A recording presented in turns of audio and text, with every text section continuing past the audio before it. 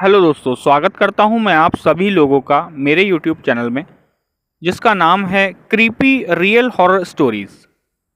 तो दोस्तों, आज की ये जो कहानी है ये धर्मेश जी की है। चलिए कहानी मैं आपको उन्हीं के ही नज़रिए से सुनाता हूँ। मेरा नाम धर्मेश है और ये जो घटना मैं आज आप सभी लोगों के साथ शेयर करने जा रहा हूँ, ये घटना मेरे साथ 2005 में घटी थी।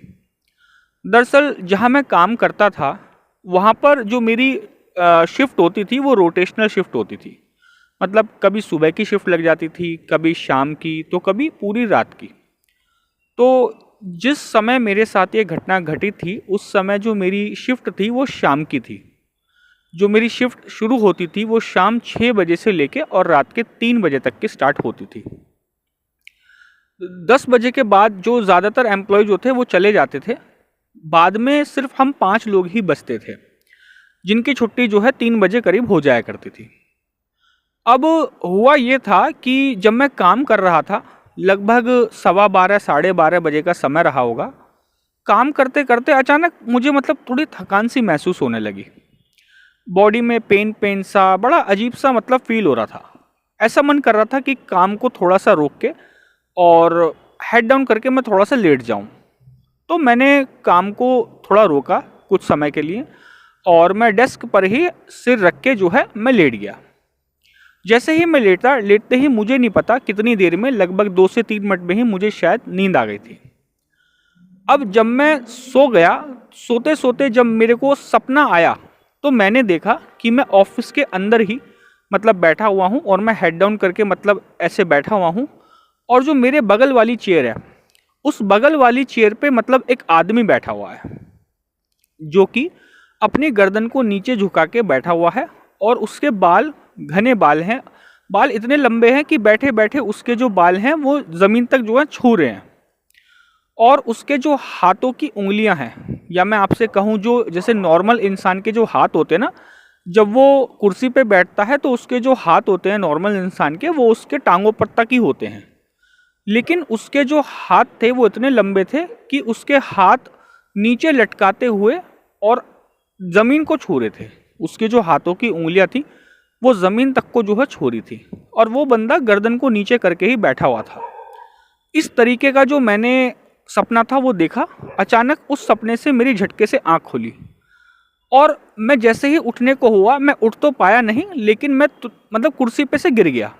जैसे ही मैं गिरा तो बाकी के जो 4 लोग थे जो उस शिफ्ट में मेरे साथ थे, वो भागते हुए आए, मुझसे पूछने लगे, भाई क्या हो गया, तेरी तबीयत तो ठीक है? मैं जो है पसीने में पूरी तरह से नहाया हुआ था, जबकि ऑफिस के अंदर एसी फुल स्पीड पे चल रहा था।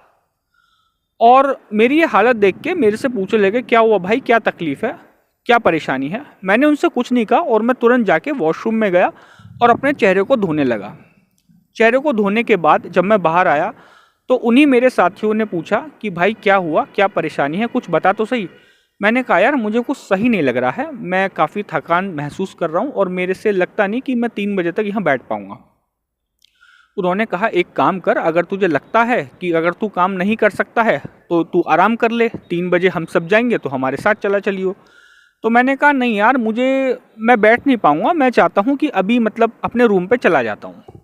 वैसे तो मैं बाइक लेके आता था। तो मेरा उनमें से एक दोस्त बोला कि एक काम करते हैं कि तुझे मैं बाइक पे छोड़ आता हूँ, मेरी वाली बाइक पे, और तू अपनी बाइक यहीं छोड़ जा, सुबह जो है ले जाइयो। मैंने उसको मना किया, मैंने कहा नहीं, कोई परेशानी की बात नहीं है, मैं आराम से धीरे धीरे बाइक चलाता हुआ घर पहुँच जाऊँगा। उन्होंने कहा ठीक है भाई, जैसी तेरी मर्जी, लेकिन जब तू घर पे पहुँच जाए तो एक मैसेज या कॉल ज़रूर कर देना। मैंने कहा ठीक है भाई, मैं कर दूँगा। तो 12:30 बजे के करीब मैं बाइक लेके ऑफिस से मैं अपने घर की तरफ चल दिया। अब मैं आपको ये बताता हूँ, वैसे मैं रोज़ ही उस रास्ते से जाता था, लेकिन कभी मुझे किसी तरीके का कोई डर नहीं लगता था।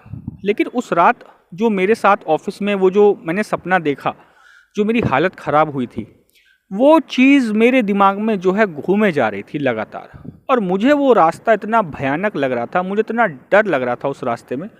मैं सोच रहा था कि काश इस समय मेरे साथ कोई होता तो मुझे इतना डर नहीं लगता। जबकि मैं रोज़ उस रास्ते से जाता था, वो भी रात के 3 बजे, और अभी मैं जिस समय जा रहा था वो रात के 12:30 बज रहे थे, लेकिन रास्ता पूरा सुनसान था। अब जो रास्ता जिससे मैं ये रोज़ जाया करता था, उस रास्ते पे 2 किलोमीटर के करीब का एक ऐसा रास्ता आता था जो कि थोड़ा जंगल टाइप का रास्ता था।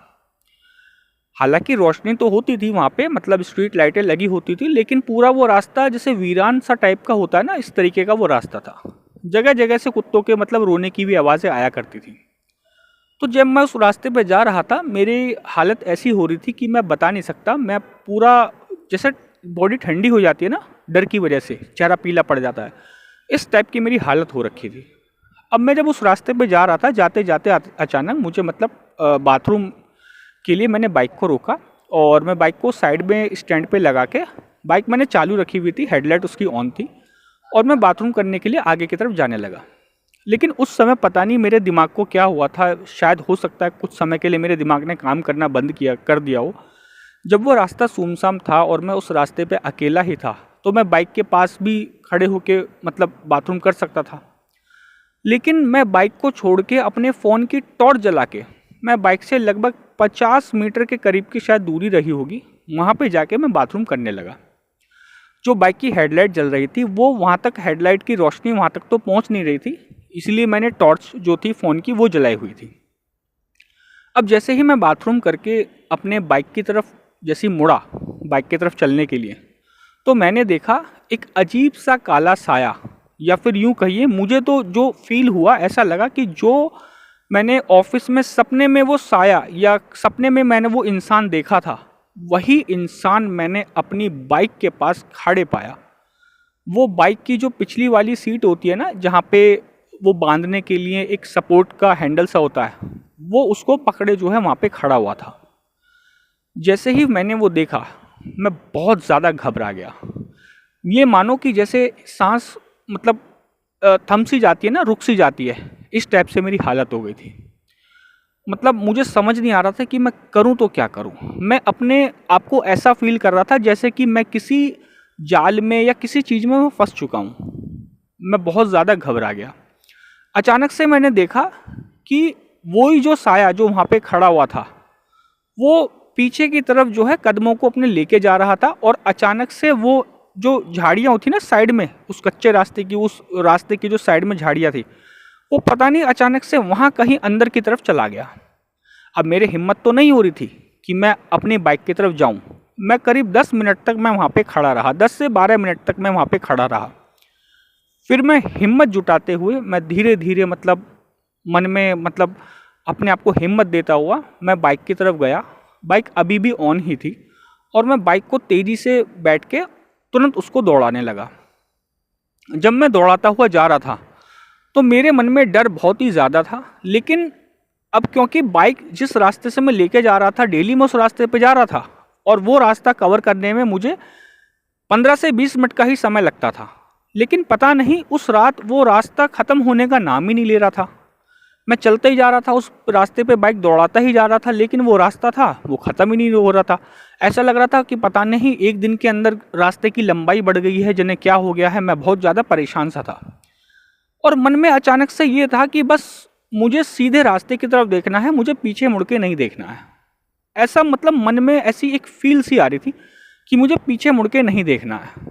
लेकिन जो मेरी बाइक के दोनों साइड मिरर थे ना, मैंने जो राइट साइड वाला मिरर था, मैंने उसमें देखा वही जो आदमी था जो बाइक के पास खड़ा था, वो पीछे मतलब भागता हुआ आ रहा है। और यकीन मानिए दोस्तों, उसका जो एक कदम था वो नॉर्मल इंसान के कदम के 20 कदमों के बराबर था, और वो इस स्पीड से भागता हुआ आ रहा था कि जैसे मान लो मुझे पकड़ के मेरे को मतलब कुछ कर ही देगा। मैं नहीं समझता कि वो मुझे क्या करता, वो मेरे टुकड़े करता या मेरे के शरीर को चीर फाड़ डालता, क्या करता मैं समझ नहीं पा रहा। बस मैं बहुत ज़्यादा घबराया हुआ था, मेरी हालत इतनी ज़्यादा ख़राब थी कि मैं आपको बता नहीं सकता। जब मैं बहुत ज़्यादा डर गया, जब मेरे को कोई उम्मीद सी, कोई रास्ता सा जब नज़र नहीं आया, तो मैंने भगवान का नाम लेना शुरू किया। दरअसल मैं भगवान में काफ़ी विश्वास करता हूँ, और मेरा मानना है कि सभी लोगों को भगवान में विश्वास करना चाहिए, क्योंकि जब कोई मुश्किल समय होता है, कोई मुश्किल घड़ी होती है, भगवान हमारी कहीं ना कहीं किसी भी रूप में आके मदद ज़रूर करते हैं। मैं भगवान का नाम लेता जा रहा था। नाम लेते लेते अचानक से मैंने देखा कि वो जो रास्ता था जो अभी तक ख़त्म नहीं हो पा रहा था, अचानक से वो रास्ता एक बाज़ार में तब्दील हो गया। जैसे मार्केट होती है ना, मार्केट रात को बंद होने के बाद जैसे दुकानें होती हैं और बंद बाज़ार होता है, वो रास्ता उस मार्केट में तब्दील हो गया। तो मुझे लगा कि शायद अब ये जो जंगल का रास्ता है ख़त्म होने वाला है। आगे जाते जाते मैंने एक मतलब मंदिर भी मुझे दिखाई दिया। जैसे ही मैंने मंदिर को देखा मुझे काफ़ी सुकून मिला, एक मन में अच्छी सी खुशी मुझे हुई। मैंने बाइक मंदिर के पास लगाई, वहाँ पे अपने आप को बैठाया, थोड़ा सा अपने डर को मैंने कम किया। उसके बाद मैं थोड़ी देर बाद वहाँ से अपने सही सलामत अपने रूम पे मैं पहुँच गया। तो दोस्तों, ये थी कहानी धर्मेश जी की, उन्हीं की ज़ुबानी। उम्मीद करता हूँ कि आपको ये कहानी पसंद आई होगी। अगर आपको ये कहानी पसंद आई है तो आप हमारे चैनल पे सब्सक्राइब कीजिएगा, वीडियो को लाइक कीजिएगा, कमेंट कीजिएगा एंड शेयर कीजिएगा। थैंक यू दोस्तों।